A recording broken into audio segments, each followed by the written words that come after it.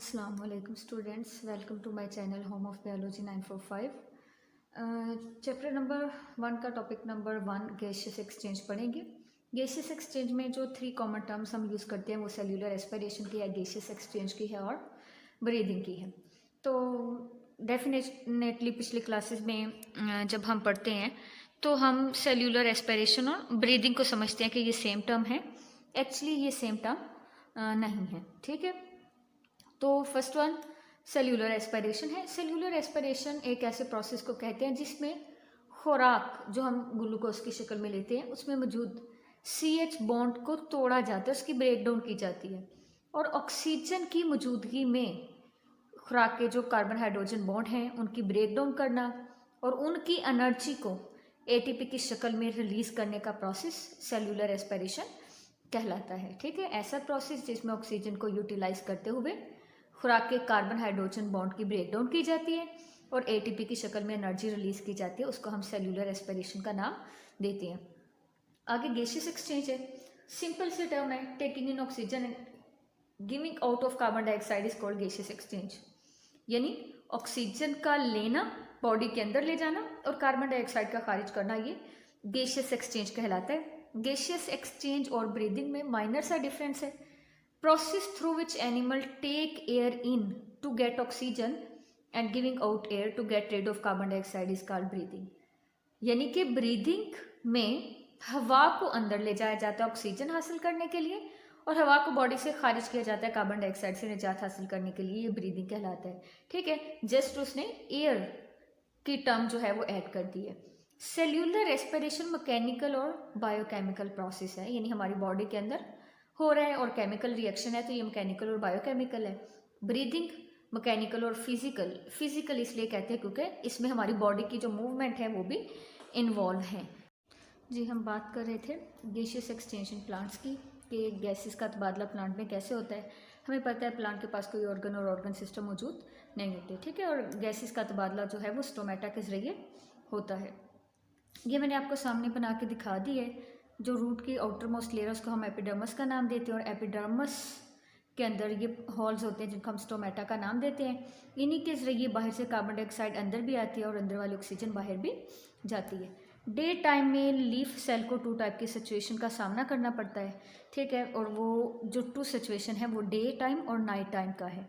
Day time में 2 process side by side चलते हैं, फोटोसेंसिस और रेस्पिरेशन।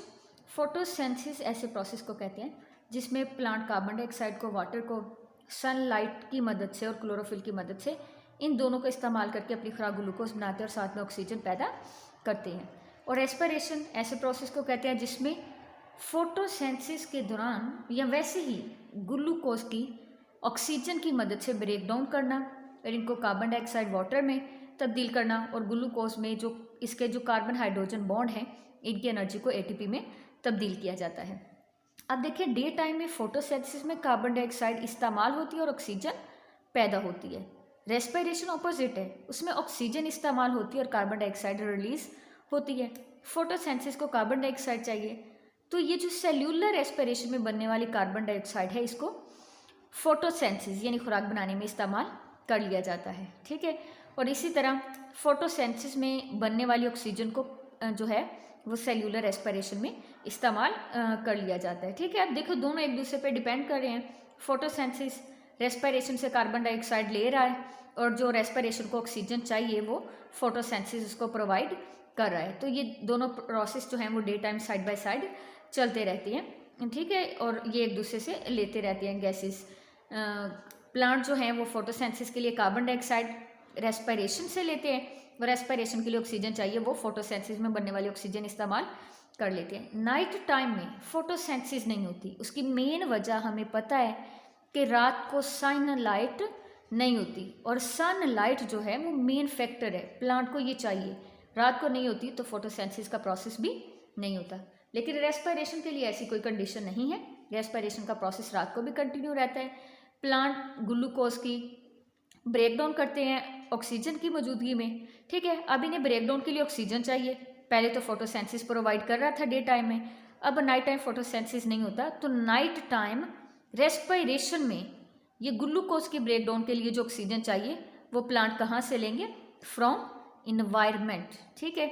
और ये जो कार्बन डाइऑक्साइड ग्लूकोज है, इसकी ब्रेकडाउन से जो कार्बन डाइऑक्साइड और वाटर बनता है और एनर्जी पैदा होती है एटीपी की शक्ल में।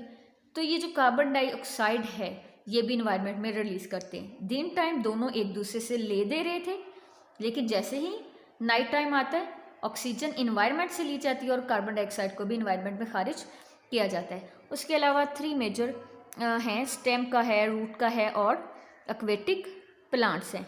स्टेम के अंदर जो स्टेम के ऊपर जो होती है उसे हम बार्क यानी छाल का नाम देते हैं। उसके अंदर स्मॉल पॉड्स हैं जिनको हम लेंटिसेल्स का नाम देते हैं, और लेंटिसेल्स जो हैं ये गैसेस के तबादले में मदद देते हैं। इसी तरह रूट्स हैं, रूट में जो उनकी जनरल सरफेस होती है या उनकी ऊपर वाली सतह है वही गैसियस एक्सचेंज में मदद देती है। एक्वेटिक प्लांट कहते हैं पानी में रहने वाले प्लांट्स को। तो जो एक्वेटिक प्लांट है वो पानी की हल शुद्ध ऑक्सीजन लेते हैं, ठीक है। Take dissolve oxygen from the water, पानी की हल शुद्ध ऑक्सीजन लेते हैं और कार्बन डाइऑक्साइड भी वाटर के अंदर रिलीज करते हैं, ठीक है। ये आज का लेक्चर है।